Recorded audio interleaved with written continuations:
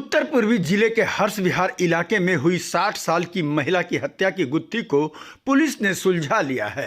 Police ने हत्या के आरोप में मृतक महिला के एक किराएदार को गिरफ्तार किया है। आरोपी ने पूछताछ में खुलासा किया कि उसकी शादी होने वाली थी। महिला से उसका नज़दीकी दोस्ती थी, जिसकी वजह से वह उसे शादी करने से मना कर रही थी। इसी बात को लेकर दोनों के बीच झगड़ा हुआ और उसने ईंट से हमला कर महिला की हत्या कर दी।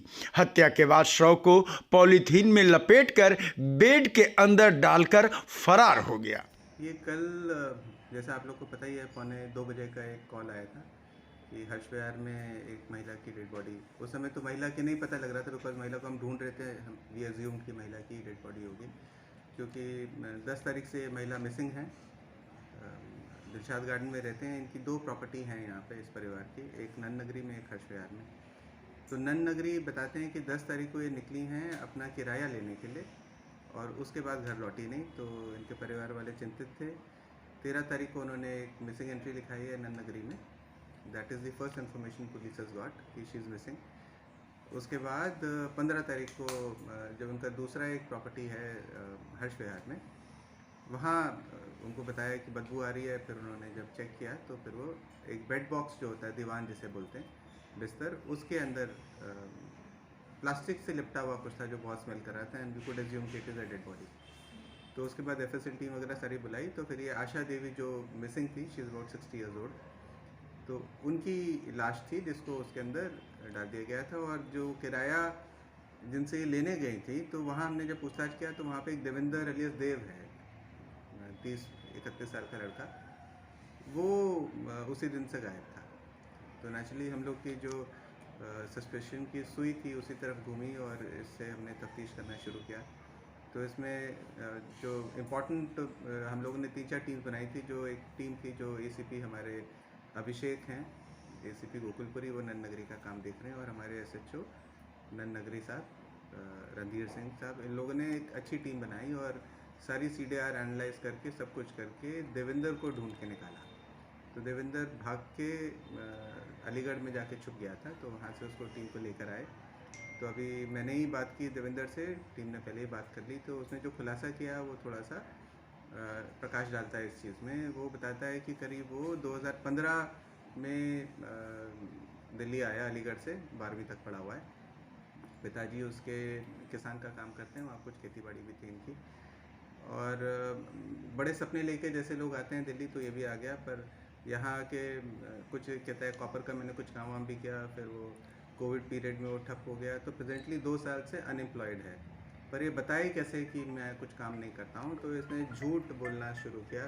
पहले अपने पिताजी को जाके इसने बोला कि जी मैं जर्मनी में पढ़ता हूँ, और उनको कन्विंस करने के लिए कि मैं बड़ा आदमी हो गया हूँ, ये अपने साथ कुछ पीएसओ हायर करके ले गया।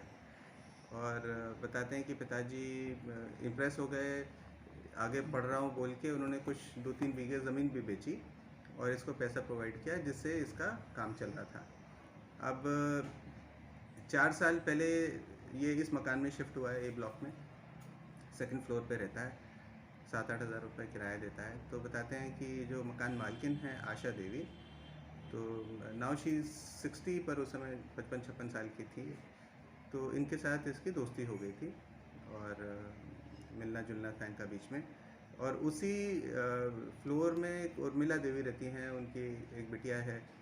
तो ग्राउंड और 1st फ्लोर उनका है नीचे वालों का, तो 2nd में ये रहता है। तो उनकी जो बेटी है उसके साथ भी इसकी दोस्ती हो गई, और उनके रिश्ते की भी बात चल रही थी। अब हुआ क्या है कि 4 तारीख को उनका रोका हुआ।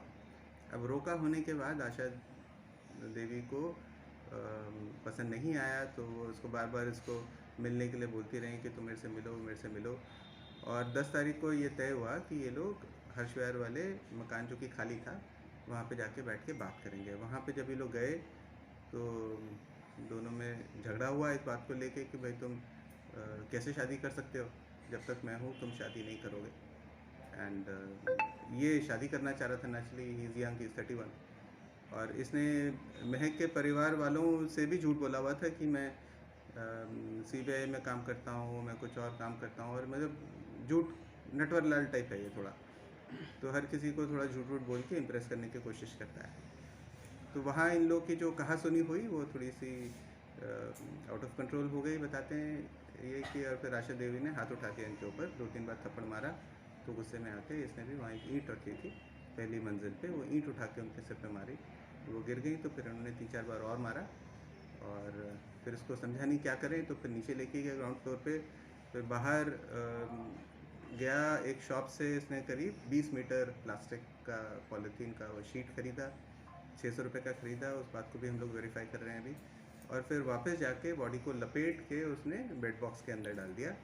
और आशा के पास में करीब 13,000 रुपये थे और उसकी जो ज्वेलरी जो उसने पहनी हुई थी वो सारी इसने उतार ली और उसके बाद ये यहाँ से भाग गया। कि बरामदगी के लिए हम लोग ये सब इसने अभी इंटरोगेशन में बताया है, तो अभी ये काम हमारा बाकी है। इसको रिमांड पे लेकर आएंगे तो फिर इसके पॉइंटिंग आउट पे रिकवरी।